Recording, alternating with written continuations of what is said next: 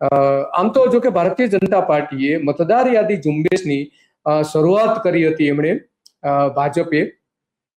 એ પણ જોઈએ કે એમણે કઈ રીતની શરૂઆત કરી હતી. આ જો એની યાદી છે, ભારતીય જનતા પાર્ટીએ મતદાર યાદી, સઘન મતદાર યાદી સુધારણા કાર્યક્રમ હેઠળ આ રીતે દરેક વિસ્તારોમાં જઈને એના પ્રદેશ પ્રમુખ પંચાલે દરેક જગ્યાએ આ રીતના કરેલી અને મતદાર યાદી માટેની કેમ્પેઇન શરૂ કરી હતી.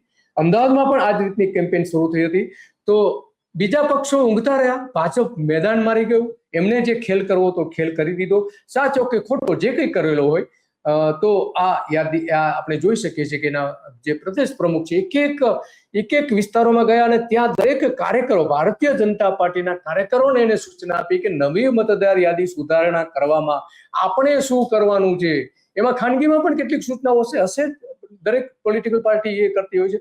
પરંતુ બાકીના જે પક્ષો છે, ખાસ કરીને કોંગ્રેસ તો ઊંઘતું રહ્યું હતું, રેલીઓ કરતા રહ્યા, અન્ય યાત્રાઓ કરતા રહ્યા, બે યાત્રાઓ કરી, પણ એને સઘન મતદાર યાદી સુધારવા માટેની કોઈ ધ્યાન આપ્યું નહીં. આમ આદમી પાર્ટીએ પણ ધ્યાન આપ્યું. અને એટલા માટે આ અત્યંત ગંભીર બાબત બની જાય છે કે જો ભારતીય જનતા પાર્ટી આ રીતે દરેક વોટ